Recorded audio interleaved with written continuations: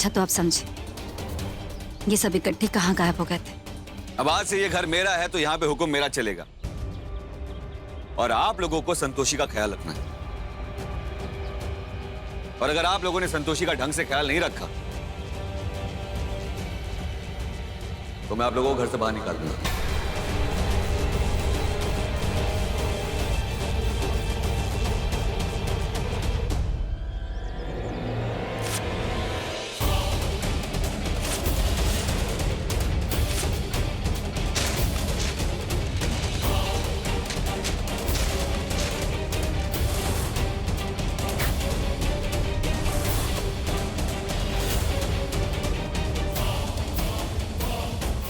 ये घर हमारे माँ पिताजी, हमारी दादी, ताईजी, चाची, ताऊजी के प्यार से बना।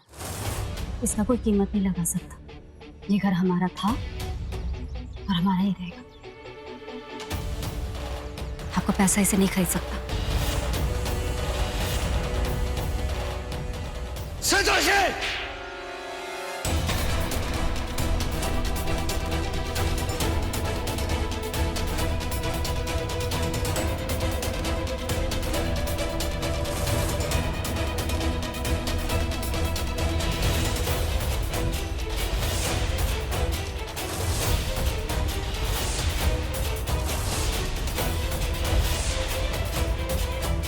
ये थप्पड़ मैंने इसलिए मारा है ताकि तुम्हें पता चल जाए कि इस घर में सिर्फ मेरी चलेगी। अब मैं तुम्हें बताऊंगा कि मैं क्या चीज हूं।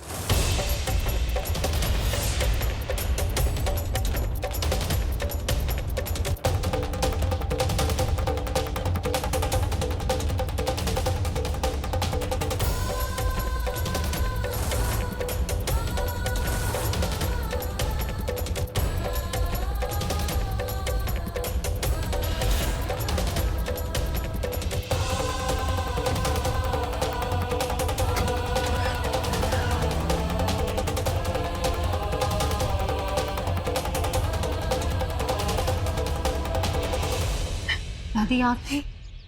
हम क्या करते बेटा? जमाई बाबू ने हमको धमकी दी थी, अगर हम ये घर उन्हें नहीं बेचेंगे तो वो तुम्हें छोड़ देंगे। हमें माफ कर दो बेटा, हमें माफ कर दो।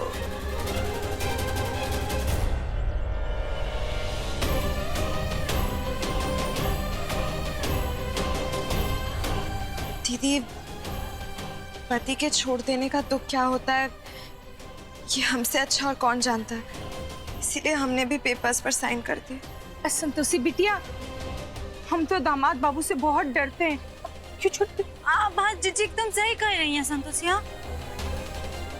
इसीलिए हम लोग कुछ बोल ही नहीं पाए। बेटा परेशान ना हो, ये घर हमें तुम्हारे से ज्यादा अजीज नहीं है। बस तुम परेशान ना हो, नहीं तो बच्चे पर इसका असर पड़ेगा।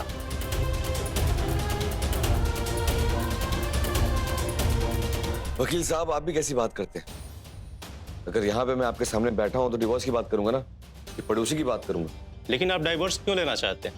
मुझे लगता है कि इतने बड़ा फैसला लेने से पहले आपको किसी काउंसलर से मिल लेना चाहिए। वकील साहब, मेरे पास डिवोर्स के अलावा कोई ऑप्शन नहीं है, इसलिए प्लीज आप पेपर्स जो है जल्दी बनाइए। पेपर तो मैं बना दूंगा, लेकिन आपको कोई वैलिड रीजन देना होगा, वरना लीगली केस कोर्ट में वीक रहेगा। रीजन लिखिए। मेरी बीवी पागल है। आई नो संतोषी कि तुम पागल नहीं हो, पर यह केस जीतने के लिए मैं तुम्हें पागल बना दूंगा। जब तक ब्रह्मदेव नहीं आते, हमें देवी पौलमी पर दृष्टि रखनी होगी। देव ऋषि, आपको कोई सूचना है कि ब्रह्मदेव कब आ रहे हैं? समस्त देवगणों को सूचित किया जाता है कि देवलोक में ब्रह्मदेव का आगमन हो रहा है। देव सभा में समस्त देवगणों को उपस्थित होना है। देव ऋषि, गौ माता, हमें शीघ्र ही देव सभा के लिए प्रस्थान करना चाहिए, ताकि ब्रह्मदेव को हम देवी पौलमी के कृत्य से अवगत करा सके। जैसे आपकी आज्ञा माते। ब्रह्मदेव का आगमन हो गया है, अर्थात हम अपने सफलता के और निकट पहुंच चुके हैं। अब हमें ब्रह्मदेव के कमंडल से जल प्राप्त करना होगा।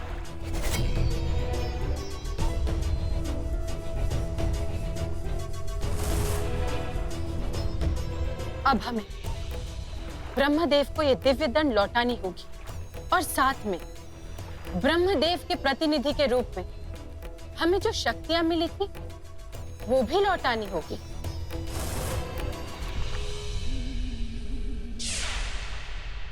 समस्त शक्तियों को लौटाने के पूर्व हमें देवी संतोषी और गौमाता को पाठ सिखाना होगा। अब हम कुछ ऐसा करेंगे देवी संतोषी जिसकी आप कल्पना भी नहीं कर सकते। देवी पौलमी, संपूर्ण व्याख्यान विस्तार से बताइए। ब्रह्मदेव संतोष, न्याय, धैर्य, दया आदि के देवी देवी संतोषी ने देवलोक के नियमों को भंग किया है।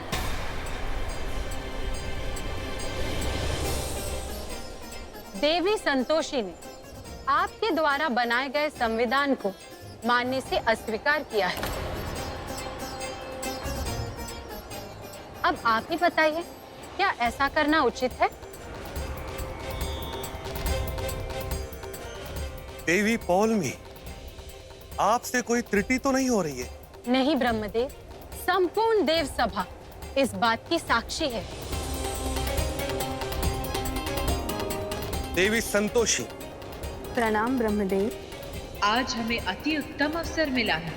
हम एक तीर से 2 लक्ष्य पूर्ण करेंगे। देवी संतोषी, देवी पौलमी ने आपके ऊपर जो आरोप लगाए हैं, क्या वो सत्य है?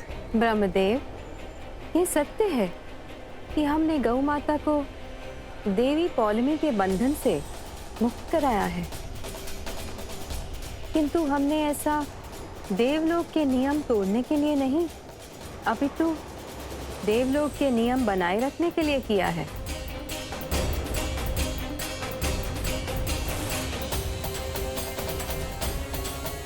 देवगण, देव सभा की मर्यादा बनाए रखे।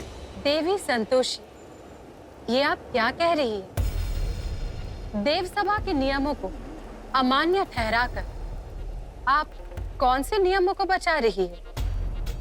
संपूर्ण देवलोक जानता है कि आपने गौ माता को मुक्त कराकर देवलोक के नियमों को भंग किया है। ब्रह्मदेव, देवलोक में स्वामी और सेवक दोनों को कुछ व्यक्तिगत अधिकार प्राप्त है, जिसके अनुसार स्वामी अपने सेवक से कोई ऐसा कृत्य नहीं करा सकता जिससे उसे शारीरिक या मानसिक कष्ट हो। सिंचन विभाग वरुण देव के पास है, जिससे वो समय समय पर अपने सेवकों से सिंचन कार्य करवाते रहते हैं। उनके कार्य क्षेत्र में आपने गौ माता से अतिक्रमण करवाए,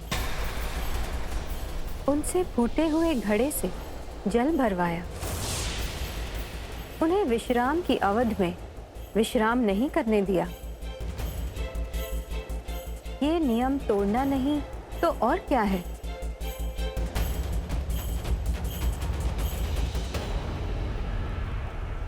ये तो अत्यधिक गंभीर आरोप है।